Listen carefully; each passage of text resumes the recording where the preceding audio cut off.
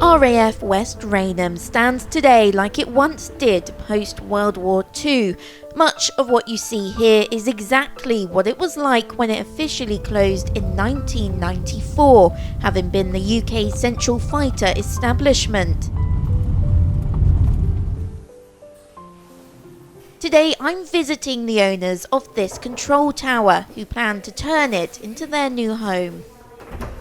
Oh, hi Kirstie, nice to meet you. Welcome to the control tower, come on in. Thank you. It was once the control tower for heavy bombers and was one of 4 of its kind to be built. This is the original airfield lighting controls. These were switched from the local control room up top, and the system here would have rattled away and created codes to then command another building called the B Centre, which would have then switched on the high voltage to apply to the airfield lighting. So whoever operated them, instead of having the power of God just to turn a little switch and have a whole line of lights that suddenly appear in the darkness across the airfield. For John, the station played a massive role in his upbringing, as his father was an airman here and they lived at the station's married quarters. It wasn't planned really, it was down to probably a couple of glasses of wine, watching a TV sort of property show, and I think at the time I said, if I was going to do something, I'd do a control tower. Yeah, that's right. And then John said to me that this was available, should we just go and have a look and see what we think? So we did. I thought it was quite an exciting thing to do. It's definitely taken over a big part of our lives. It is our lives now, isn't it? All of our lives. Yeah. Yeah. It's amazing. It's the best thing I've ever done in my life. There's over 30 rooms here, each with their own story to tell. And then through here would have been the ops room. Well, this wall was basically made flat, and it was covered in sort of a pinboard material, like a fibreboard. And it was basically a map wall. Bearing in mind this was the operations room, you could pin maps on the wall. Behind that piece of wood, when we stripped it off, we found a small piece of large-scale map with North Africa, such and such scale on it, sort of selling. Oh, wow. So at some period of time, operations conducted from here would have taken them to Africa, no doubt. And actually, what's your hopes for this room in particular? What would you like it to be? This room in particular is going to become a kind of a games room. With the rest of the rooms on here, the CO's office, the navigation officer's office, weather change plans, the Met office, and the forecast room will all be bedrooms and en suites. And this gives you a convenient place for the family to get together. The site opened post-World War II as the central fighter establishment from 1945 until 1962, where new UK fighter aircraft were evaluated. Flying stopped here in 1976, but remained open as a missile-only station until 1994. It was later sold in 2006 and is now a residential and business park. They plan to turn the ground floor into a heritage site with memorabilia from the past. Our attitude is kind of not converting this into a house. It's about making our home within the control tower. As well as these amazing views, there is 2 things that have caught my eye here, and it's what I believe to be a safe and then the door next to it.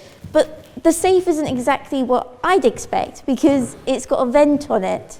Tell me a little bit about this. What makes it even more unusual is that in the back of the safe you also have a window. This is a pyrotechnic safe. The window was originally glazed, for want of a better word, using cement boards. In the event of an explosion of the signal flares and the rockets that were kept inside would actually blow outwards. Of course, the strong steel door on the front of the safe would contain that explosion within the safe.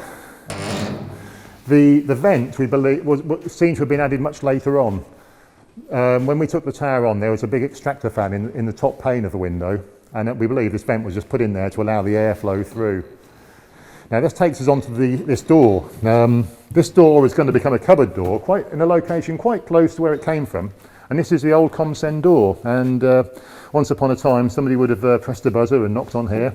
Somebody would have looked through the sight glass at the person on the other side of the door, and they would have then passed signals out through the sliding hatch. Veterans who served here have helped with the project while also sharing their stories with the couple.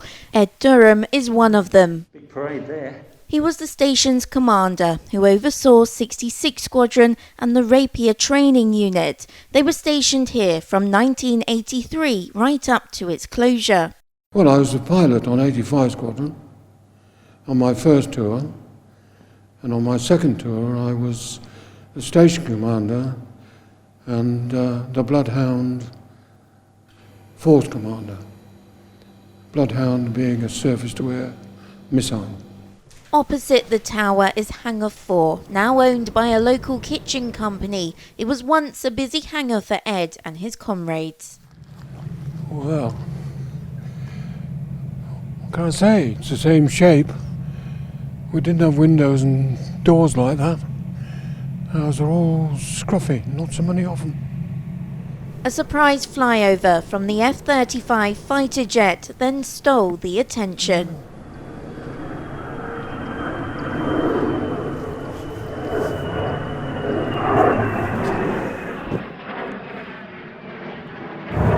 That's good of them to give me a flyby.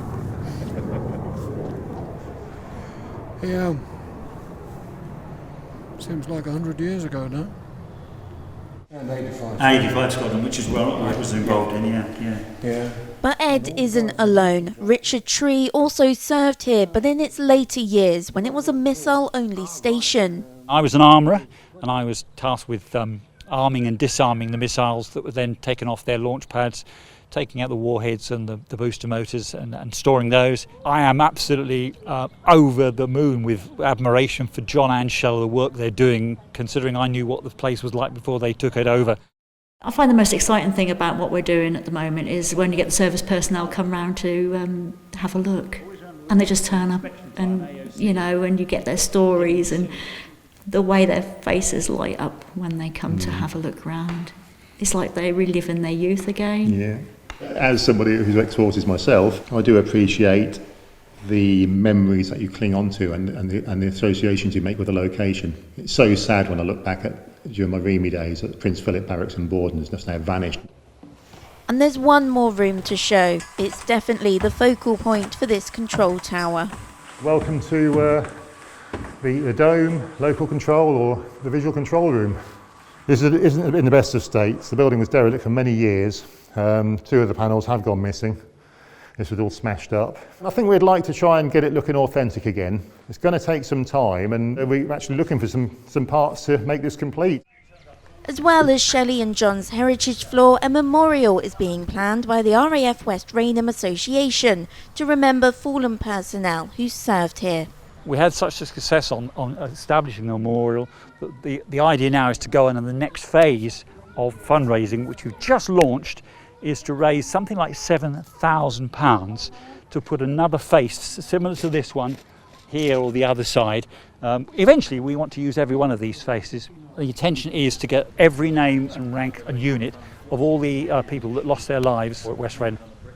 The heritage site is due to open in September. Shelley and John's plans to turn the tower into a home will take a little longer. Kirstie Chambers, Forces News, RAF West Raynham.